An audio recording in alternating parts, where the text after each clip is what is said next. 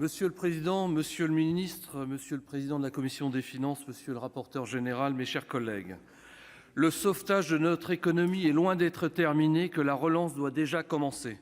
C'est une nécessité impérieuse pour sauvegarder nos entreprises et l'emploi et leur tracer des perspectives d'avenir.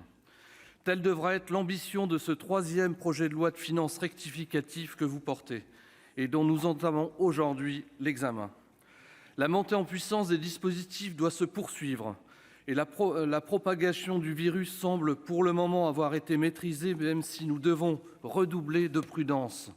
Mais la crise économique, quant à elle, ne fait malheureusement que commencer.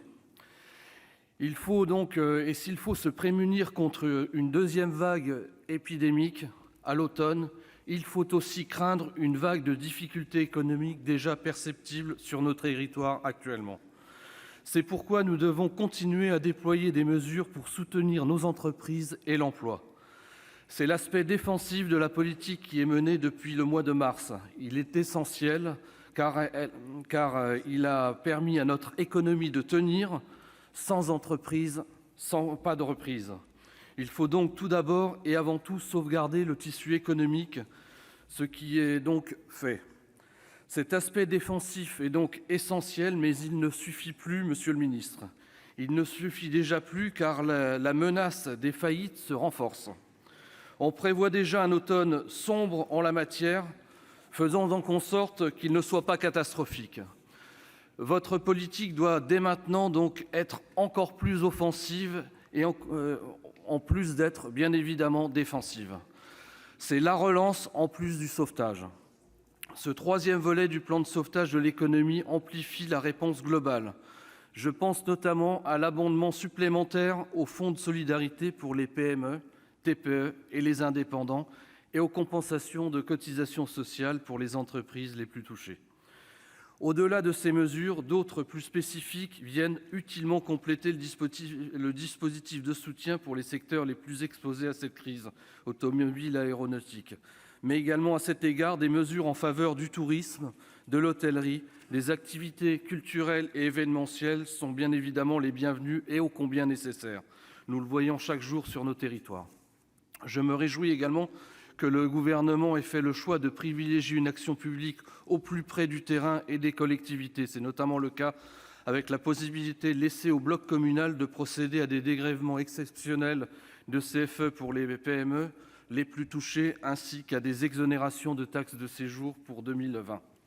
S'il s'agit là de faire confiance aux acteurs de terrain qui connaissent le mieux les difficultés et les réalités locales. Néanmoins, les délais sont trop contraints. Il n'est pas sérieux d'imaginer que les EPCI à peine installés ou les communes pourront prendre de telles décisions avant le 31 juillet, soit quelques jours après la promulgation de la loi.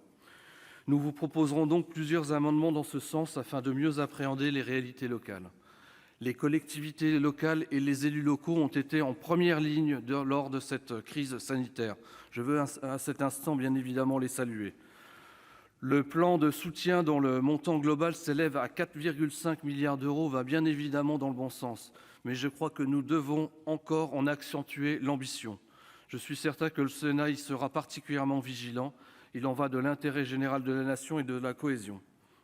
Je pense notamment aux dotations instituées par l'article 5 qui visent à compenser les pertes de certaines recettes fiscales liées aux conséquences économiques de l'épidémie.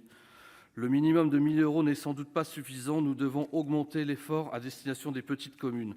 C'est d'ailleurs le sens de mon amendement concernant la DPEL pour les communes de 200 habitants et moins. Pour rappel, et à titre de comparaison, dès le début de la crise financière, nous avons voté des mesures de soutien aux petites entreprises par le biais du fonds de solidarité avec un minimum de 1 500 €. Enfin, notre groupe se félicite que les actions prises par la Commission européenne et par l'Europe occupent une place significative et je crois qu'il faut savoir le rappeler dans ce projet de loi. Je pense notamment aux garanties apportées par l'État sur le mécanisme sûr et à la Banque européenne d'investissement pour les montants respectifs de 4,4 milliards et de 4,7 milliards d'euros. Toutes ces mesures sont donc nécessaires pour préserver l'économie de nos territoires et la solidarité nationale. Le Sénat sera sans nul doute enrichir ce troisième projet de loi de finances rectificative.